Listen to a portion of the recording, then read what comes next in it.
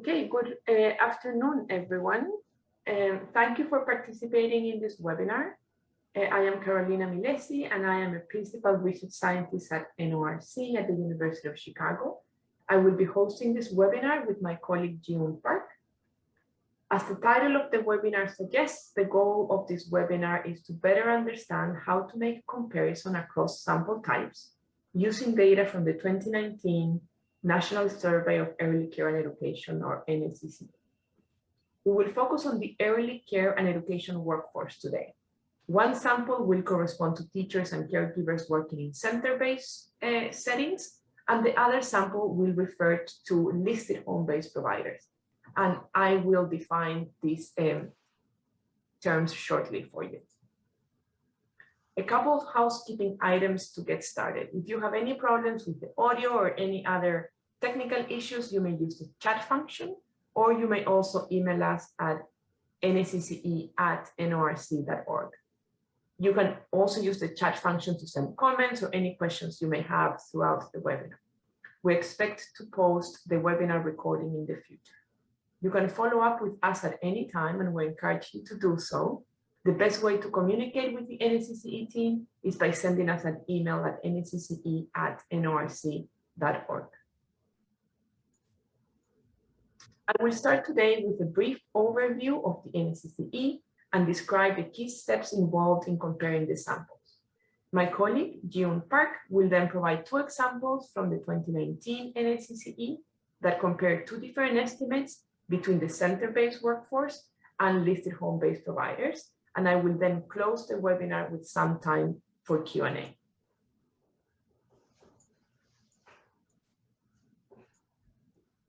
So the NSECE is sponsored by the Office of Planning, Research and Evaluation at the Administration for Children and Families in the U.S. Department of Health and Human Services. The OPRE team is composed of Elise Martinez-Beck, Anne Rivera, Bonnie McIntosh, and Ellen Witkowski. The project team is led by Rupa Dara at NORC. She's the project director.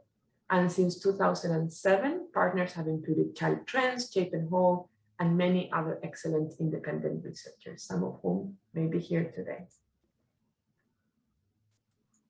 The NSECE provides information on early care and education services available to families in two types of settings: home-based providers that serve children under the age of 13, and also center-based providers that serve children ages birth through age 5, not yet in kindergarten.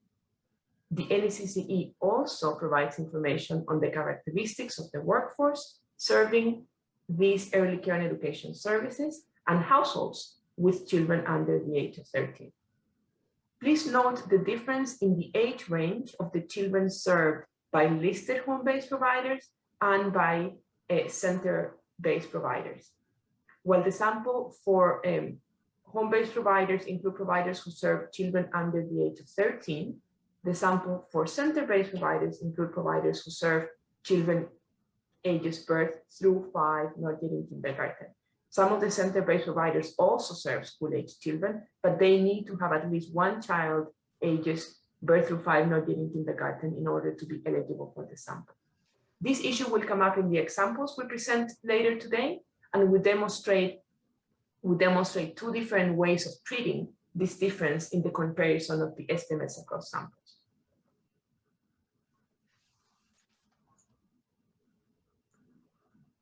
So today's webinar is the third and last webinar in a three-part series that aim to provide guidance for three common types of comparisons researchers may want to make with the NSECE data. The first webinar presented comparison across survey years. That was 2012 NSECE data and 2019 NSECE data. The second webinar was about comparing subgroups within the same sample and survey year. And in that case, we compared unlisted paid with unlisted unpaid home-based providers in the 2019 NSECE. And today we're hosting a webinar on making comparison across sample types within the same year. And as the slide shows, we are using the 2019 NSECE data, and we're comparing the center-based workforce with listed home-based providers. Although we pick specific examples for the webinars, we intend researchers to use the same guidance for many different comparisons of the same type. So let's talk now about some of the key design characteristics and variables. The NSECE is a set of 4 nationally representative surveys conducted in 2019. The 4 surveys are listed in the slide and include households with children under 13, home-based providers to children under 13, center-based providers to children ages 5 years and younger, not yet in kindergarten, and the center-based provider workforce. Today's presentation will use 2 of these 4 surveys, the second and the 4th one listed here, and that is listed home-based providers and the center-based provider workforce.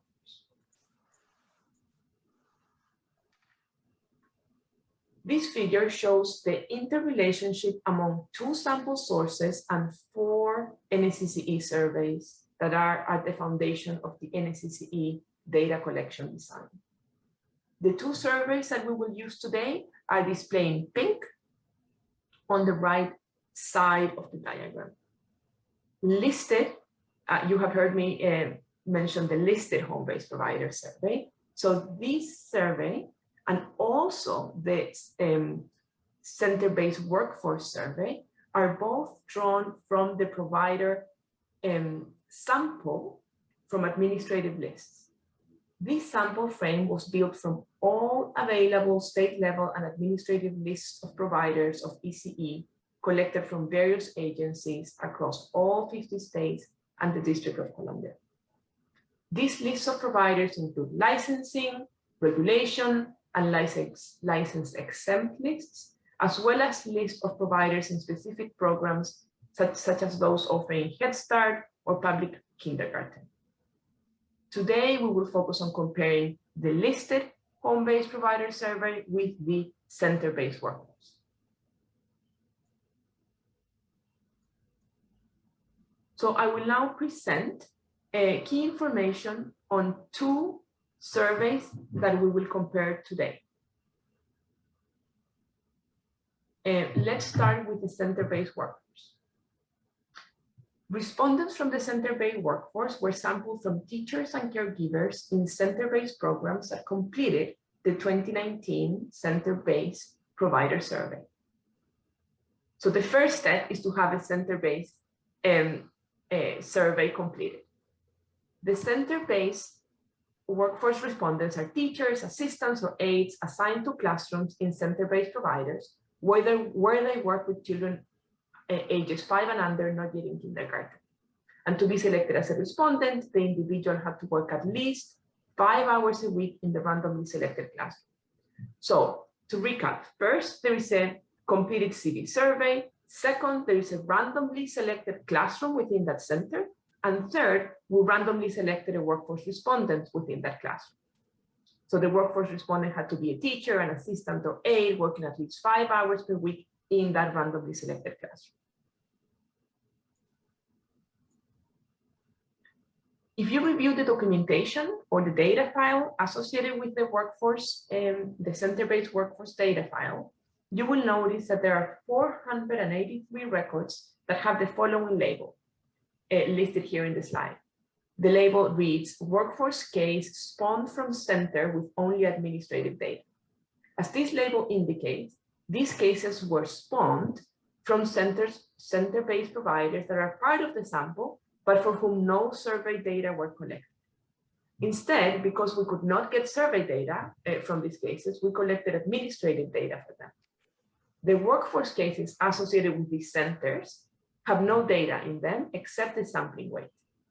And as you can see in the slide, these 483 cases amount to 1.23% of the total center-based workforce. The center-based and the workforce documentation describe these administrative cases in more detail.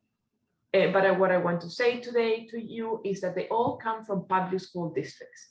Because they all come from public school districts, they are a very special case of item non-response. Depending on the analysis you are conducting, you may treat these cases in different ways. One option is to treat these cases as item non-response and combine them with other cases that have a don't know, a refuse, or a no answer response category. And that is indeed the two examples that we will show you today match this option that I'm describing here. An alternative option that we do not show you today, but you can certainly implement, is to make an assumption about the characteristics of teachers and caregivers working in these settings. For example, you may assume that these teachers have specific qualification, educational qualifications, or that they serve children of a specific range, age range, such as 3 to 5, not yet in kindergarten. These cases can be clearly identified in the data files, and I will encourage you to read the documentation to know which variables will allow you to identify these cases so that you can treat them in a way that better suits your research purpose. Now, let's turn to the second survey that we will use in today's comparison. So we had already talked about the center-based workforce. Now let's talk about listed home-based providers. This survey was conducted with individuals who provide care at least 5 hours per week in a home-based setting to children under the age of 13 who are not their own. Some portions of the home-based questionnaire mirror the content of the workforce questionnaire that was administered to the classroom assigned instructional staff of the center-based providers. And that's why we can conduct the types of comparisons we will show you today. And as I said earlier, listed home-based providers are sampled from administrative lists. As the diagram of the NSECE design showed, there are also some home-based providers that we call unlisted. Unlisted providers are sampled from households. Some researchers may want to compare paid unlisted home-based providers to the center-based provider workforce. And that is totally feasible and is supported by the design of the NSECE. However, the unlisted home-based providers are from a different sample frame from the listed home-based providers and should be analyzed separately from the listed home-based providers. So we encourage researchers to analyze separately listed from unlisted home-based providers. Researchers will notice that the unlisted weights are a lot larger than the sampling weights for listed home-based providers. So that if you were to combine them, which we do not encourage, a small number of unlisted home-based cases will dominate any estimate that tries to combine listed and unlisted home-based providers. So we will be using data and the documentation for the quick tabulation files today. The quick tabulation manuals present information on variables that have a counterpart in different files.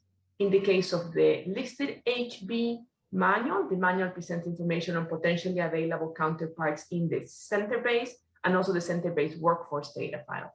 In the case of the workforce, the manual presents information on potentially available counterparts in the listed home-based provider data file. Here are some examples of research questions that may require comparison between listed home-based providers and the center-based workforce. So, and as I said, the design of the surveys allow this type of comparisons. So some of the questions that you may want to ask are, what are the characteristics of the ECE workforce? What are the average years of experience in ECE? What are some available professional development?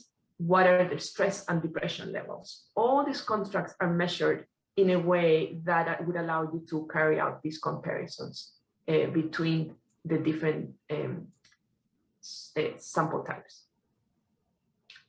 In order to access the 2019 NSECE quick tabulation files, you could go to the link provided here in the slide. First, you will have to pass through a registration page, and then you will be given a link to download the data file and also the documentation directly. Users are not required to provide their email address. You can skip this step and still be able to download the data and documentation. At NORC, we only use these email addresses to notify you of updates or any new resources related to the NSECE data files. So let's talk now about how you would go about comparing the different sample types. This slide lists 5 key steps for conducting comparison across samples, and the rest of the webinar will refer to these 5 steps. The first step is to identify the variable that you want to compare and review the documentation to confirm that the comparability is indeed feasible and advisable across the sample types. The second step is to define the sample group of interest and prepare the data set for analysis. The third step is to calculate the weighted point estimate and the standard error for each sample type. The fourth step is to calculate the difference across the 2 sample types you are comparing. And the final step is to carry out a test of statistical significance to know whether the difference that you estimated is indeed statistically significant. So let's talk about the first step. Identify the variable and review the documentation to confirm the comparability across types. So as I have mentioned, the center-based workforce and the home-based provider surveys capture data across many of the same constructs.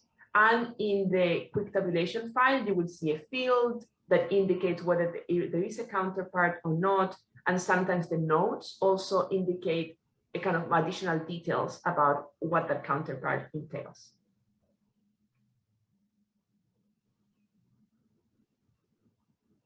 So this is what I was just saying. You will notice that the workforce quick tabulation documentation has a field that indicates whether there is a counterpart variable in the home-based provider survey. In this case, it's a yes for the variable years of experience, a number of years caring for children under 13.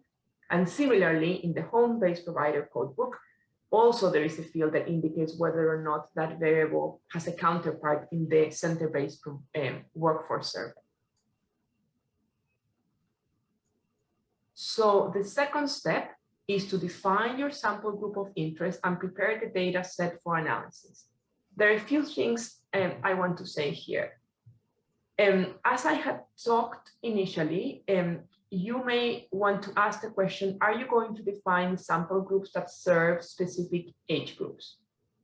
So restricted, because the center-based workforce survey and the home-based provider survey have different age ranges of the children they serve, you may want to restrict the sample group to the specific age group, to a specific age group. You cannot expand the age range served by the center-based workforce, but you could probably restrict the age range of the listed home-based provider survey. So for example, listed home-based providers serve children below age 13, whereas the workforce sample includes only those regularly serving 5 and under, not yet in kindergarten. If you are comparing teacher qualifications, such as education level of years of experience across sample types, you may want to restrict the sample to those serving specific age groups. In this case, let's say birth through 5, not yet in kindergarten, across both age groups. Even if you restrict the home-based sample to providers serving children under 5, not yet in kindergarten, you need to make sure that you use the full population, all the records in your data file, and not delete or drop cases from the data set you're using for the analysis. This is important so that you rely on the entire sample for the estimation of the standard error. And this is the point that we also made in the prior webinar about comparing subgroups within a sample type. So use all cases, and in the syntax that June is going to show, you will see how you could do this in one particular software, but this is available in all different softwares. The second point is that also that I want to make is that you would want to retain all the center-based workforce cases that spawned from center-based providers with only administrative data. So this refers to those 483 cases that have kind of empty data except for the sampling weight and that were spawned from those centers for whom we only have administrative data. You want to not drop or delete those cases from your analytic sample. even if you're restricting your tabulation to a smaller subset. And the reason for not dropping the cases is the same reason for not dropping the cases regarding the age ranges. You want your standard errors to take into account all cases. Because the NSECE has a complex design with oversampling and other features, we strongly recommend that you always use sampling weights when analyzing NSECE data. The most significant oversampling in the NSECE is of areas with high densities of households under 250% of the federal poverty level.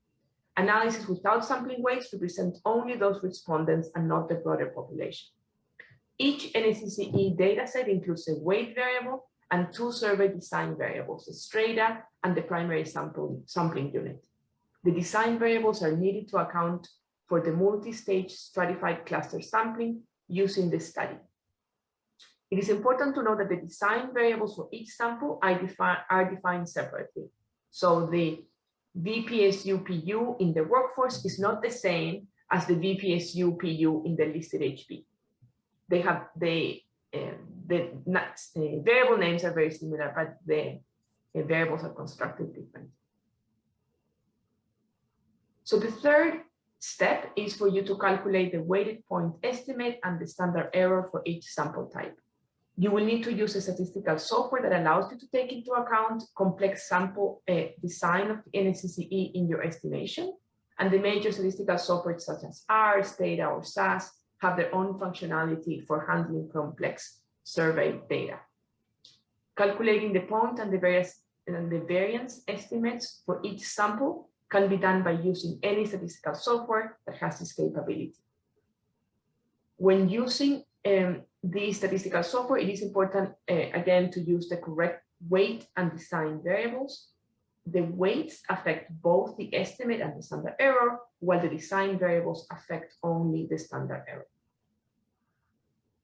And as the examples that June is going to present, keep the records of the various components that you will generate, so that you could actually go to step 4, which is that once you have calculated the point estimates for each of the samples, you calculate the difference across the sample types. So you subtract the weighted difference from one to the other, and you estimate the standard error of that difference.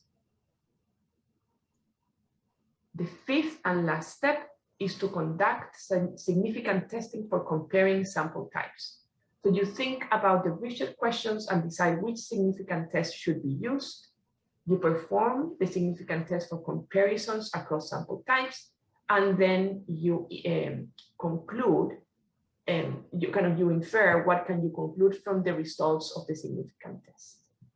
And with that, I will turn it over to my colleague, June.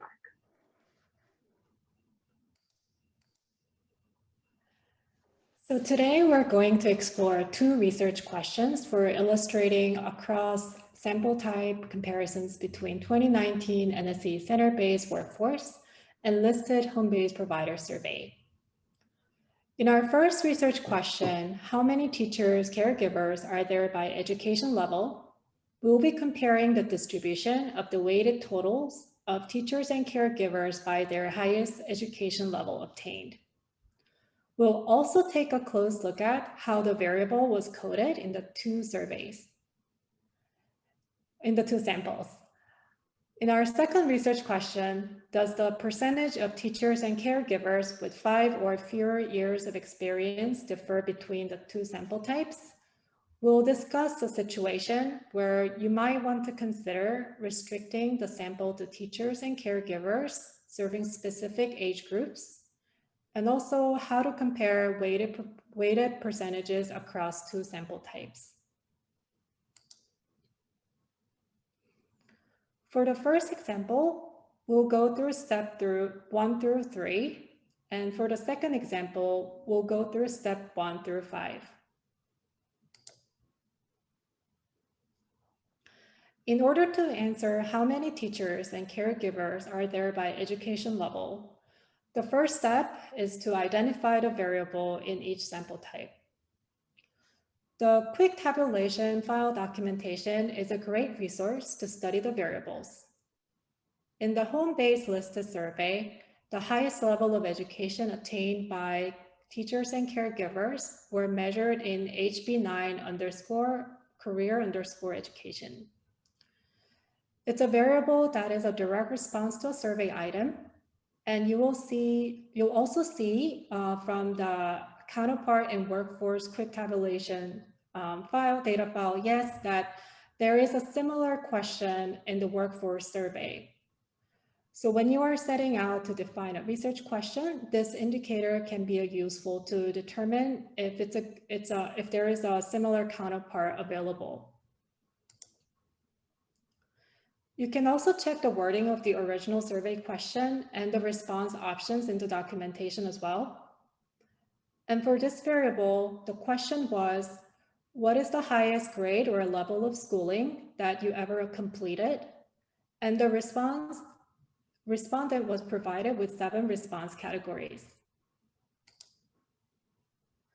The quick tabulation file documentation also provides the unweighted frequency and weighted percentage of this variable. You'll also see from the tabulation that in addition to the 7 response options in the survey, we also have 204 cases with don't know, refused, and no answer response with a reserve code -1. Now that we have examined the education level variable in the listed home-based provider survey, we can now take a closer look at how the variable is coded in the workforce survey using the workforce quick tabulation file documentation. The variable name for the highest education level obtained for the workforce survey is WF9_car_education, and you will notice that this variable label and the description matches closely with the variable label and description provided in the listed home-based provider survey. You'll also notice an indicator here that the counterpart in home-based quick tabulation data file is also noted as yes. In checking the original wording of the questionnaire, we see that the survey question, what is the highest grade or level of schooling that you have ever completed, is exactly the same as the wording on the listed home-based provider survey. The survey question have 9 response categories in the workforce survey, and you will quickly notice that the response categories in the workforce could be combined to make the categories comparable to the response categories in the listed home-based provider survey. For example, in the listed home-based provider survey, the response option for GED or high school equivalency and high school graduate were combined into one. High school graduate or GED completed. Under the variable construction notes in the documentation, you will also see that in order to minimize the disclosure risk, categories 8th grade or less and 9th to 12th grade with no diploma were combined into a single category, less than high school. This is an important note to make in this step because those categories were reported as separate categories in the listed home-based provider survey. And in order to make those 2 variables comparable, we need to combine the 2 categories in the listed home-based provider survey. Finally, you can check the distribution of the variable in the workforce. There are 483 workforce cases that spawn from center with only administrative data, and this comprises about 1% of the total data set. There are also 24 cases with don't know, refuse, no answer response to the question. And consistent with the coding from the listed home-based provider survey, these cases are given a reserve code of -1.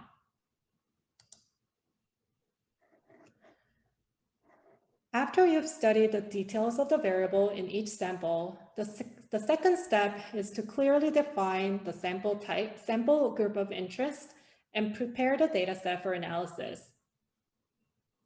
In our first example, we're interested in the tabulation of the workforce and the listed home-based provider sample as a whole. Therefore, we're not going to restrict the sample group of interest in our analysis. Secondly, we need to decide if we want to recode the variable. In our example, the workforce sample had two response categories, 8th grade or less than 9th to 12th grade with no diploma, into one category due to disclosure risk. The workforce also reported GED or high school equivalency and high school graduates separately, whereas the listed home-based provider survey combined those two categories into one. In order to make those two variables comparable, it would make sense to recode the variable so that the levels are equivalent. Moreover, there are also workforce cases that only include administrative data. You can combine the cases, you can consider combining those cases with don't know, refuse, no answer category. This is a tabulation of the education level variable in the listed home-based providers and the workforce survey. During step 2, we will recode the variable so that we have 5 categories in both samples to make the comparisons. The third step, after you've identified a sample type and recoded the variable for comparability across sample type, is to calculate the weighted point estimate and standard errors for each sample. This is a sample output from Stata where we set the weight and the design variables for the workforce survey. You can use the recoded variable to get the weighted total using the software-specific functions, in this case, survey, tabulate. For the workforce survey, there were 5,192 unweighted frequency in the data set, and the population size for the workforce is about 1.3 million. The table shows distribution of the weighted totals of the recoded education level variable and its associated standard errors. For the workforce, we can see that the largest group are teachers and caregivers with bachelor's degree or higher, with about 408,000 workforce in the center-based sample reporting to have obtained a bachelor's degree or higher. Similar to the process for the workforce, we need to estimate the weighted total and the standard error for the listed home-based provider survey. And here we're setting the weights and the design variables for the listed home-based provider survey. And using the recoded variable, similar to what we've done for the workforce, we can use the survey tabulate function to obtain the weighted totals and standard errors.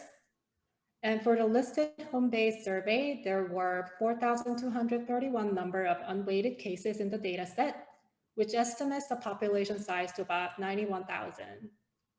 And looking at the weighted totals by education level, we see that the response category with most number of response was some college, no degree, with weighted total of about 30,000. Tabulating the weighted total of teachers and caregivers and associated standard errors side by side, we can compare the distribution of the variable across sample types. If you like to further the significance testing between the two sample types, you could continue to step 4 and step 5. And although we won't be covering those steps for this first example, those who are interested can refer to the hypothesis testing for weighted totals that we covered during webinar 1. We'll now move on to our second example with the research question, does percentage of teachers and caregivers with 5 or fewer years of experience differ between sample types? For the listed home-based provider survey, the variable is coded in HB9_career_experience. And as you can see from the label and description of the variable, this variable measures the number of years the listed home-based provider respondents have cared for children under age 13. Moreover, you will also see the counterpart in workforce quick tabulation file data file indicated as yes.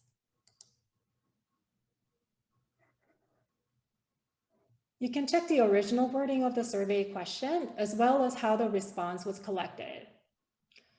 we see that the response to this particular variable was provided in combination of years and months. You can also take a look at the variable construction notes to learn how the survey response was recoded in the variable. From the tabulation of the variable, we can see that the response to the question was constructed to have 6 response categories with increments of 5 years and 1 reserve code -1 for don't know, refuse response. You can check the unweighted frequency as well as the weighted percentage to quickly get a sense of how the response is distributed across. Now we can move on to examining the same career experience variable in the workforce survey. The WF9_career_experience is the name of the variable that measures the number of years of experience caring for children under age 13.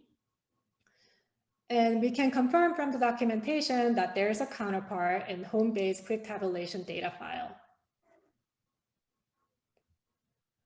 You can also check the original wording of the survey questionnaire and also learn that similar to the home-based provider survey, the response was provided in number of years and months. The tabulation of the variable, seeing the tabulation of the variable, we can see that the response to the question was provided, was recoded in 6 response categories with increment of 5 years and 1 reserve code -1 for don't know, refuse, and no answer, and -8 for cases that spawn from center with only administrative data. And you can notice that the 6 categories are the same categories as the variable in the listed home-based provider survey.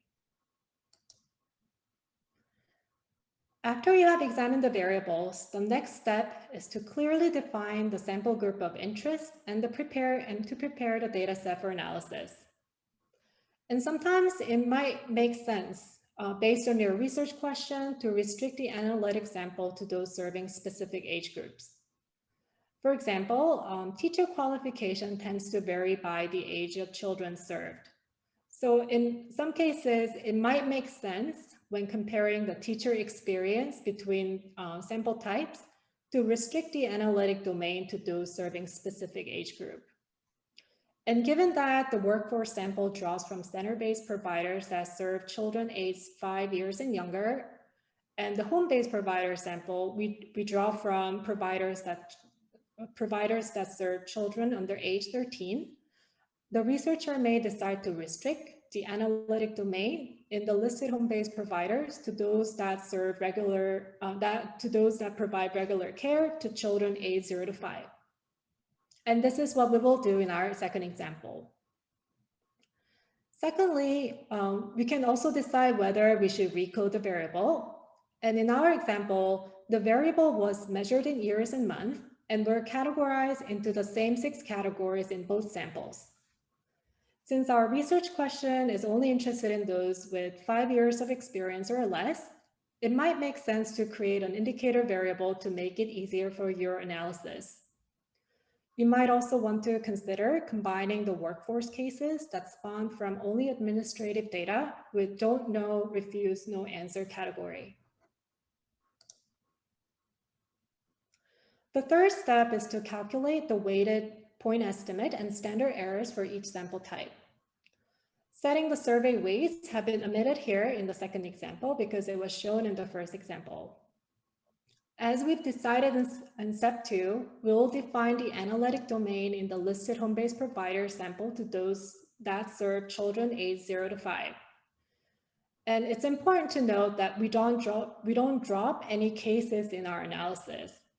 In order to restrict the analytic sample to those served children aged 0 to 5, we're using subpopulation function that's available in Stata, and this keeps the total of 4,231 cases, but only uses the 4,024 cases in our estimation. And the proportion of teachers and caregivers with 5 or less number of experience is about 12%, and its associated standard errors also provided in the output.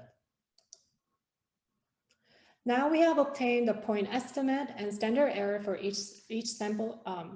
And for the workforce sample, we are using 5,192 cases. And the weighted proportion of workforce with 5 or less number of years of experience is about 32%. And the standard error is also provided right next to it. Now we have obtained the point estimate and standard errors for each sample type. The next step is then to calculate the difference across sample types.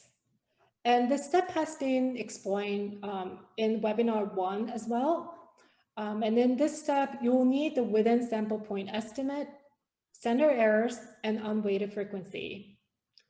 And you can get the difference in the point estimate by simply taking the difference in the 2 point estimates. And for the standard error of the difference, you can get it by taking the square root of the sum of the variance for the 2 estimates that are being compared. And the details of the formula will be provided in the technical handout.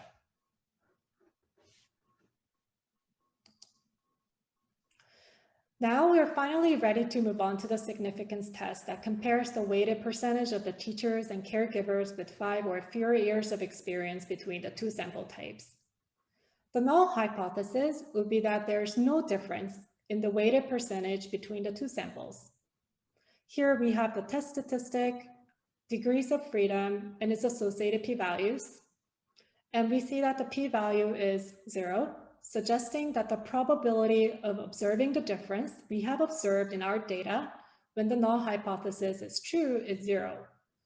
Therefore, we have enough evidence to reject the null hypothesis in our significance test. To finally conclude, we have found that there are about 32% of the teachers and caregivers in the center-based workforce survey sample that had 5 or fewer years of experience, compared to 12% among listed home-based providers regularly serving 0 to 5-year-olds. And from our significance testing, we had enough evidence to reject the null hypothesis that the weighted percentage was the same between the 2 groups. So this is the end of the section, and we're going to open the floor for question and answer. So feel free to add any questions or comments or additional information you may need in the chat. I will also use this opportunity to ask you to please complete a very brief survey where we ask some feedback about the webinar.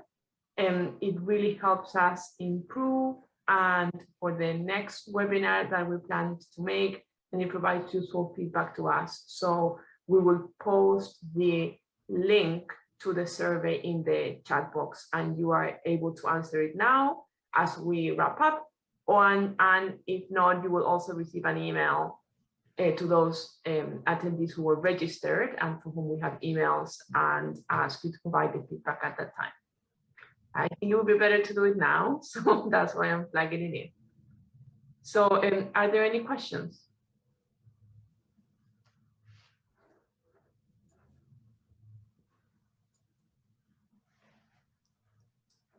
So there is one question about whether the previous webinars are recorded and where we can access them. The previous webinars have been recorded and they will be made available shortly, and we will send the link around to those once they are available.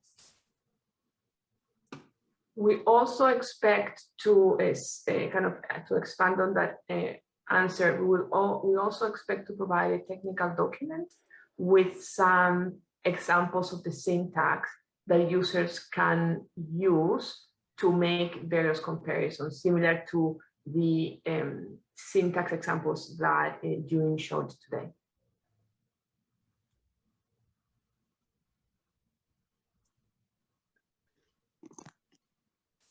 Hi, this is Luke. I have a quick question. Can you hear me okay, by chance? Yes. Okay.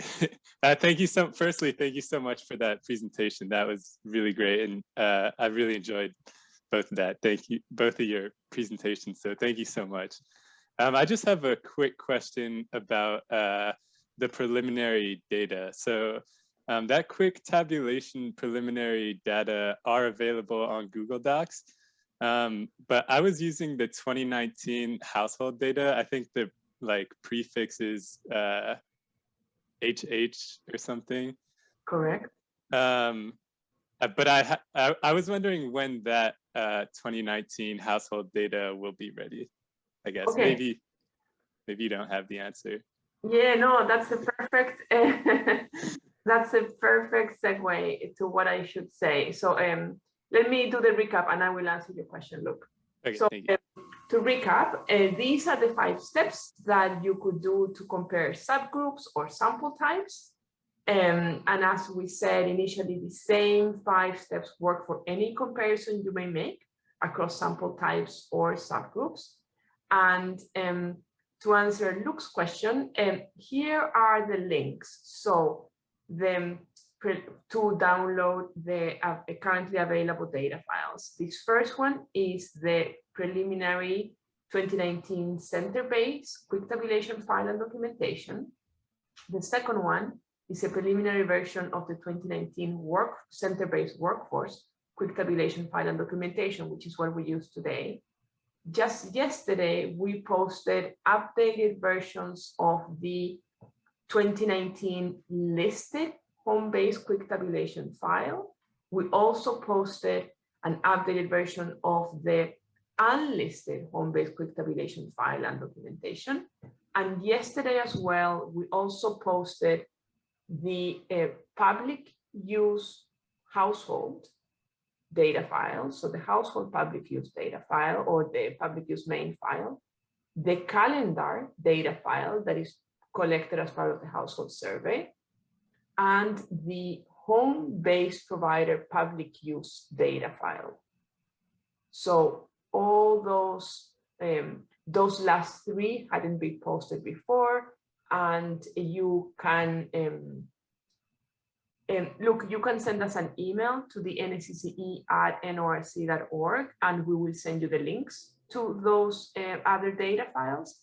Anybody who is part of our listserv should have received an email with the links to those other data files. And if not, please send us an email and we will be happy to share the links.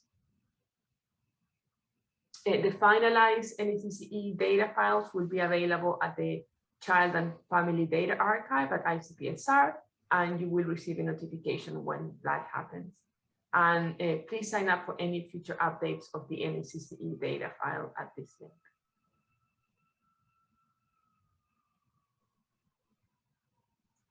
I think somebody asked also whether the slides will be available, and I think Sarah already responded that yes, the slides will be available as part of the recording.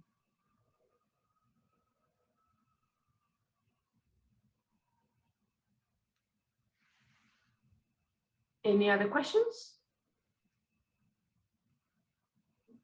Okay, so I am going to wrap up. So for more information, there is a resources page for downloading the 2012 up to this point NSECE data from this site. For the 2019, you have to go to the other site for now.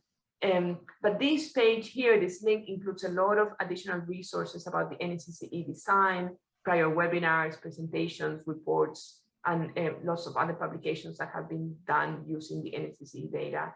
There is also the OPRE NSECE page and publication using the NSECE data. The links are provided here. The 2019 NSECE questionnaires are also available, and that's a very good resource if you're trying to understand the data and the content and potential analysis that you may do in the future. And there are a couple of slides about resources on how to plan analysis of the 2019 data. And again, if you have any questions or suggestions, please contact us at the nsece@nrc.org email, and we'll be happy to address your comments or questions or concerns. So with that, thank you very much for attending the webinar.